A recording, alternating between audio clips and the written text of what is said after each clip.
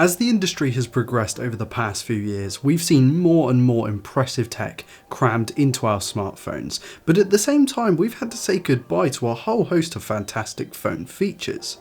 Today we wanted to discuss some of them, talk about them, why they had to go, and if we'll see them return.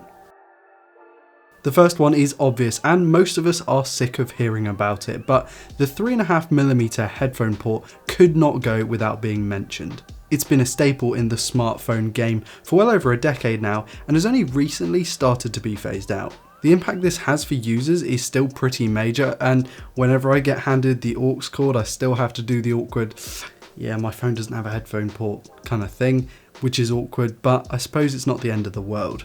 As for headphones, I've transitioned mostly over to wireless options, but not everyone is going to want to make that compromise when their trusty wired cans work just fine. I don't see this coming back just as a trend in general, however there are a few smartphone manufacturers who have opted to keep the headphone port, including LG, and I praise them for that. The slow death of the microSD card slot is one that I feel makes sense because the migration to online storage and media streaming services has left not much for the physical card to do. I barely keep any of my data locally on my smartphone anymore, and the same goes for my friends and family, but that isn't to say that the microSD card slot is extinct. Samsung, LG, Sony, Xiaomi and Honor have devices in their lineups that still sport the microSD card slot, but it's becoming less common and that's going to inconvenience some users. Next up is the removable battery, and yes, to some degree batteries are still removable now, but not anywhere near the same level of convenience that they once were. No, we're talking about what we saw with the LG G4 and Samsung Galaxy S5. Not only was it convenient to take a couple of charged batteries out with you on a hike or a camping trip that you could swap out, but if your phone ever crashed or boot looped, you could cut off the power by whipping out the battery and resetting it. And when the battery naturally degraded over time, as batteries do, you could easily pick up a replacement for like $10 and replace it yourself really quickly. With phones now being predominantly made of metal and glass and having IP68 or 67 ratings, it would be tough to make a removable battery work, and so that's why we have the fixels that we have today. It's a shame, but it's the future. You know how most smartphones these days look pretty samey? Well, it didn't always used to be this way. Handsets used to be made from different materials and shaped in different ways. I distinctly remember the Moto Maker program in which you could build your phone to order with a wooden back and coloured accents. And in other parts of the industry you could get different coloured backs, different textures, different materials, and you could have a phone that no one else in your town had in that configuration, which made the phones more unique and more interesting. Sure, phones feel brilliantly made and have some pretty cool colours in 2020, but it's not quite the same and you can't really make the phone your own. Proper fingerprint scanners, do you remember those? It doesn't feel that long ago that every phone had a rear-placed capacitive fingerprint scanner, and sometimes with cool gestures to bring down the notification shade. They were faster and more accurate than the in-display ones we have today, and in my opinion, more ergonomic as well. But the people have spoken and the transition over to in-display fingerprint scanners is all but complete. Let us know what you think about this one in the comments because it's divided me and my friends. Leading on from that, those rear placed volume buttons from LG are missed, at least by me.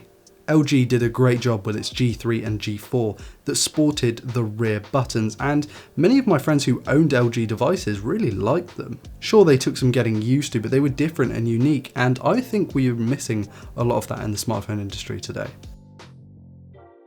True stereo speakers are rarely found on any smartphones these days. Smaller bezels have taken priority over a great sound setup, and I'm not sure if I disagree with that. Most phones have an amplified earpiece to go along with the bottom speaker, and they sound good enough. Some sound outright awesome. It's a decent compromise and one that most are more than willing to make for the sake of aesthetics, so I'm not too sour about it.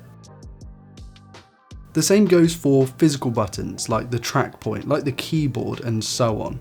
They all took up space where the screen could go and got canned as a result of it. I'm not saying it's the end of the world, but they were really nice to have, and at least options on the market were convenient. Sure, haptics have got better over the years, and especially in the Pixel series, you get some of the crispest vibration motors possible, but with that physical keyboard, you just cannot beat typing out an email or a message or anything like that on one of those.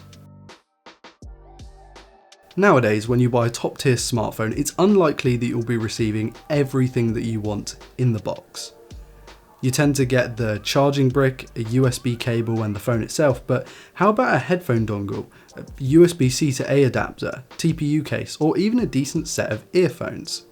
Some smartphones still have some of these things. Samsung's probably the most consistent across the board, but you'd be hard pressed to find any other smartphone that comes with all of those accessories in the box.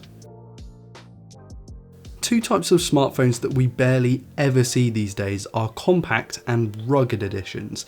The latter is one I can personally get over since they never really looked all that great and a lot of users tend to put cases on their phones anyway, but the former, yeah, that one I'm offended by. Compact smartphones are awesome. Having something that fits in your hand and your pocket without feeling unwieldy, that has all of the features and specifications of the top model, that's awesome. We don't tend to get that these days, and Sony kind of did the more recent one with the XZ Compact and Z5 Compact, but those are a little bit in the past now. I suppose the closest thing we have to it is the Pixel 4, but that's still like a 5.7-inch screen, so I'm not sure if I can really count that as compact. That's it for our list, but if you want to read more into it, then do check out the link in the video description, which will take you to the full article written by my always awesome co-worker, Andrew Grush.